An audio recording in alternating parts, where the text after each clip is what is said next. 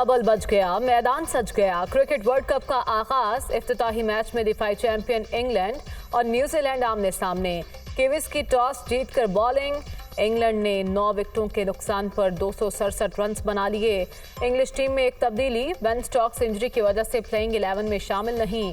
Cricket world cup trophy की रुनुमाई में सचिन तेंदुलकर की शिरकत।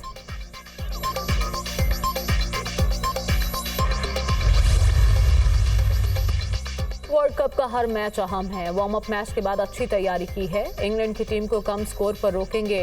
केन विलियमसन सेहतयाब हो रहे हैं, अगले मैचेस खेलेंगे। कीवी कप्तान टॉम लेथम की गुफ्तगू, टॉस जीतते तो पहले बॉलिंग ही करते, कोशिश करेंगे कि अच्छा परफॉर्म करें। इंग्लिश कप्तान Jos Buttler.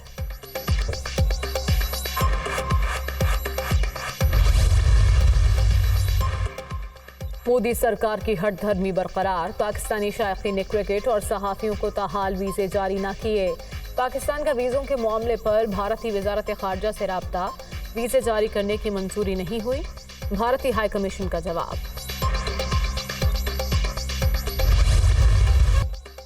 World cup fever, चौके छक्कों की बरसात, विकेटों की झड़ी। मैका इवेंट पे 10 टीमें, 48 मैच, जोश जज्बा उरूज पर।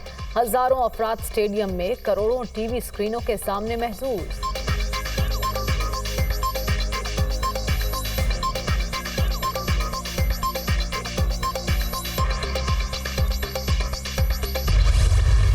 वर्ल्ड कप ट्रॉफी उठाने की दौड़ में ऑस्ट्रेलिया नंबर 1। कैंगरूज 5 बार चैंपियन बने। 2 बार भारत ने जश्न मनाया, 2 बार वेस्टइंडीज की किस्मत चमकी। पाकिस्तान ने 1992 में तारीख रकम की।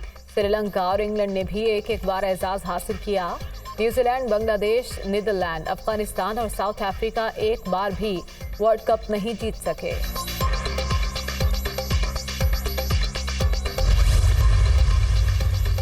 क्रिकेट वर्ल्ड कप का जादू सर चढ़कर बोलने लगा। इवेंट के आगाज से कबल गूगल ने डूडल जारी कर दिया। एनिमेशन डूडल में डक्स को विकेट के दरमियान रन लेते दिखाया गया।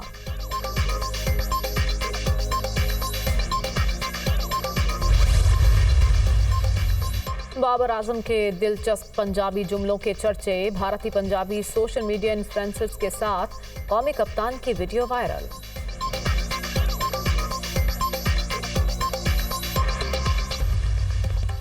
नवाज शरीफ अवाम और मुल्क को मुश्किलात से निकालने आ रहे हैं। अब महंगाई में कमी होगी, खुशहाली वापस आएगी। मीनार पाकिस्तान पर मिलकर पाकिस्तान की तरक्की का अहद करेंगे। कायद नून लीग के खिलाफ साजिश से मुल्क से तरक्की और खुशहाली भी निकल गई। नवाज शरीफ मुआशी तौर पर खुद इन्हिसार, पाकिस्तान बनाने का वादा पूरा करेंगे। मरियम नवाज का अक़लियती विंग के मुशावरती इजलास से खिताब।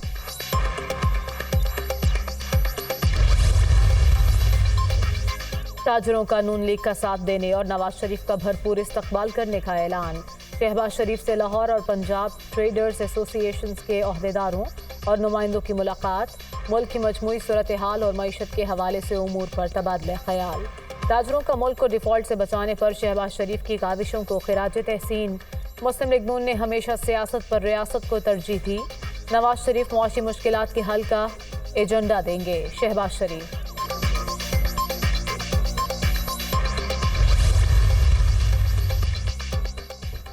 महंगाई की चक्की में पिसे आवाम को एक और झटका।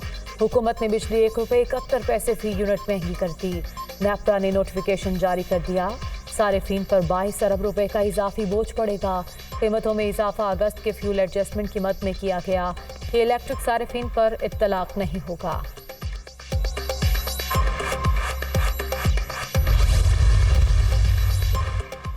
अफगान मुहाजिरीन से मुतालिक पॉलिसी में कोई तब्दीली नहीं आई। पाकिस्तान अफगान मुहाजिरीन की मेज़बानी जारी रखेगा। कानूनी तौर पर मुकीम अफगान मुहाजिरीन मुतासिर नहीं होंगे।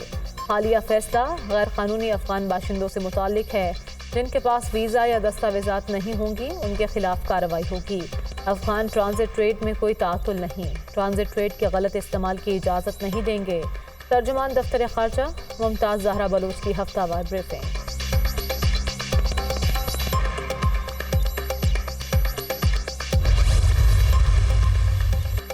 अफगान ट्रांजिट ट्रेड के तहत पाकिस्तान के रास्ते 212 अशिया पर पाबंदी।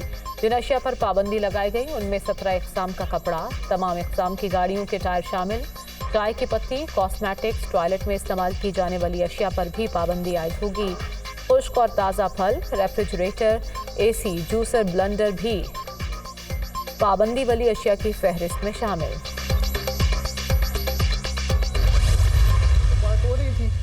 मीटिंग्स में कि अगर गिरफ्तारी की सूरत में हमें रियासती अदारों पे हमलावर होना है, और 9 में को जब गिरफ्तारी उनकी होती है और वो जो एक बार विदन पार्टी बात कर रहे थे, जैसे मैंने आपसे बात की है मुराद सईद को लेके, आदम स्वाति साहब को लेके, बाकी दीगर जो रहनुमा थे इस तरह, तो वो माइंड सेट जो इस बात पे यकीन रखता था कि अगर हमें अदारों के ऊपर हमलावर होना तक जाना, अटैक करना या उनके इंस्टॉलेशंस पे हमला करना पड़ता है, तो उससे दबाव क्रिएट हो सकता है। जिन मीटिंग्स का मैं देखता रहा हूँ, जब ये लोग बात करते थे कि अगर हमें रियासती अदारों के ऊपर हमलावर भी होना पड़ता है, तो इस बयानिए को इमरान खान सपोर्ट करते थे, इस पॉलिसी को सपोर्ट करते थे। उनको शायद अदारे से भी ये एक इंफॉर्मेशन या ऐसी मैसेजिंग थी कि शायद इस सारी सिचुएशन में आर्मी चीफ चेंज हो जाए। लॉन्ग मार्च जनरल आसिम मुनीर की तैनाती रोकने के लिए किया था इमरान खान ने।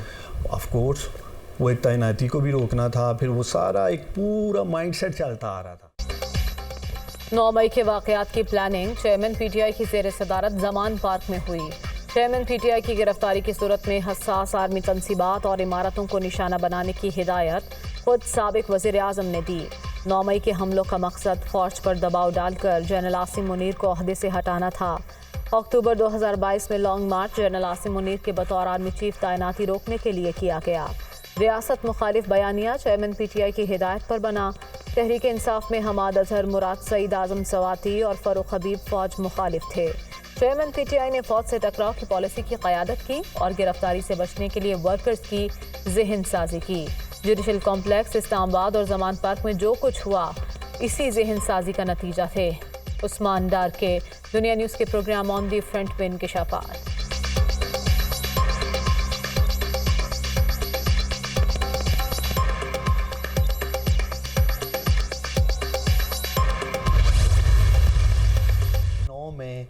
एक ऐसा मैं समझता हूँ कि शर्मनाक सान्य जिसकी जितनी भरपूर मजम्मत की जाए वो कम है, और वो एक ऐसा स्याह धब्बा है जिसे अब वक्त लगेगा धुलने में। मैं समझता हूँ कि पाकिस्तान तहरीक इंसाफ की एज ए जमात 9 मई के बाद बुनियादें हिल के रह गई हैं। जो शख्स इसका ज़िम्मेदार है वो आइडेंटिफाई होना चाहिए, उसे निशान इबरत बनना चाहिए। मैंने ना बड़ा सोचा है ख़ास तौर पे पिछले 1-1.5 माह में, और मैं इस नतीजे पे पहुंचा कि मैं इस बयानिए को तहरीक इंसाफ के, हाँ, जो रियासत मुखालिफ बयानियाँ चल रहे हैं या फौज मुखालिफ बयानियाँ चल रही हैं, इस बयानिए के साथ चलना मुश्किल है, और ना ही मैं इस चीज़ के लिए आया हूँ पॉलिटिक्स में। तो और मैंने फ़ैसला यही किया है कि पाकिस्तान तहरीक इंसाफ और सियासत दोनों को खैरबाद कह दूँ। पार्टी की मौजूदा सूरत हाल के जिम्मेदार चेयरमैन पीटीआई हैं। सरबराह तहरीक इंसाफ ने रियासत मुखालिफ बयानिया को सपोर्ट किया। 9 मई एक ऐसा सियाह धब्बा है जिसे धुलने में वक्त लगेगा। इस शर्मनाक सानही की जितनी मजम्मत की जाए कम है। 9 मई के वाक़यात में मुलविस अफराद को निशाने इबरत बनाया जाए। रियासत और फौज मुखालिफ बयानिए के साथ चलना मुश्किल है। मैंने तहरीक इंसाफ और सियासत को खैरबाद कहने का फैसला किया है। उस्मान डार का दुनिया न्यूज़ के प्रोग्राम ऑन दी फ्रंट में पीटीआई और सियासत छोड़ने का ऐलान।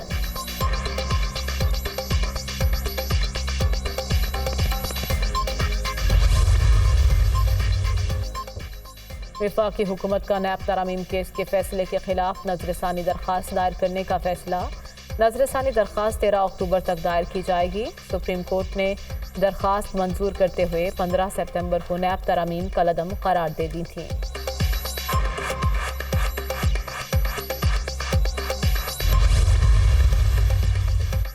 Supreme court practice and procedure act के खिलाफ केस जमीयत उलमा इस्लाम ने तहरीरी जवाब जमा करा दिया।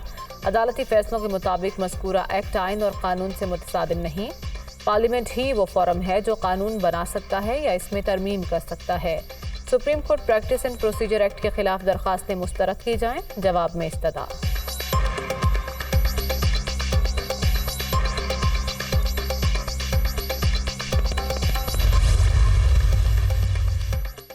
पीटीआई वकील का चेयरमैन पीटीआई की अडियाला जेल मुंतकिली के लिए दायर दरख्वास्त पर गलती का एतराफ़। शेर अफजल मरवत ने हतमी मुशावरत किए बगैर दरख्वास्त दायर कर दी। वकील शराज रांझा का जज अबुल हसनात जुल्करनैन से मुकालमा। अडियाला जेल के हालात साजगार नहीं, माहौल अटक जेल से बहुत मुख्तलिफ है। अडियाला जेल में 2200 की गुंजाइश है, 7000 कैदी रखे गए हैं। दर्जन मुर्गियों के डरमे में 32 मुर्गियां होंगी तो क्या हालात होंगे। अगर साइफर केस का ट्रायल चलाना है तो बताएं, नहीं चलाना तब भी बता दें। जज अबुल हसनात जुल्करनैन का इस्तफसार, हमारी कौन मानता है। जज हुमायूं दिलावर के खिलाफ दरखास्तें दें, कुछ नहीं हुआ। हम चाहते हैं साइफर केस का ट्रायल ही ना हो। वकील शराज रांझा का जवाब, जुर्म किया तो सजा होगी, नहीं किया तो बरियत मिलेगी। अगर साइफर केस का ट्रायल होगा तो चेयरमैन पीटीआई बाहर आएंगे। जज अबुल हसनात जुल्करनैन के रिमार्क्स। चीनी की कीमत मुकर्रर करने का इख्तियार सूबों के पास है। वफाकी हुकूमत को चीनी की कीमत का तयन करने का इख्तियार नहीं। शुगर मिल्स मालिकान की दरख्वास्तें मंजूर। लाहौर हाई कोर्ट ने चीनी की कीमतें मुकर्रर करने के नोटिफिकेशन के खिलाफ दायर दरख्वास्तों पर फैसला सुना दिया। जस्टिस शाहिद करीम की सरबराही में 2 रुकनी बेंच ने महफूज फैसला सुनाया।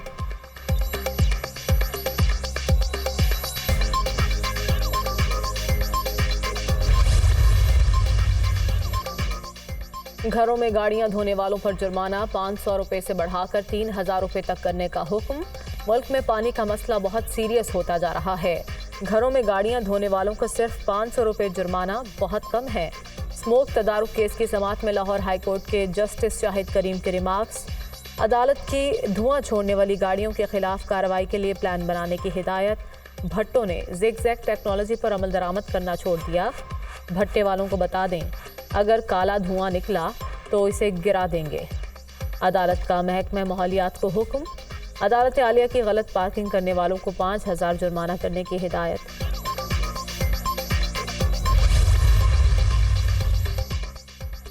आलमी मंडी में खाम तेल की कीमतों में मुसलसल कमी, 2 माह की कम तरीन सतह पर आ गई।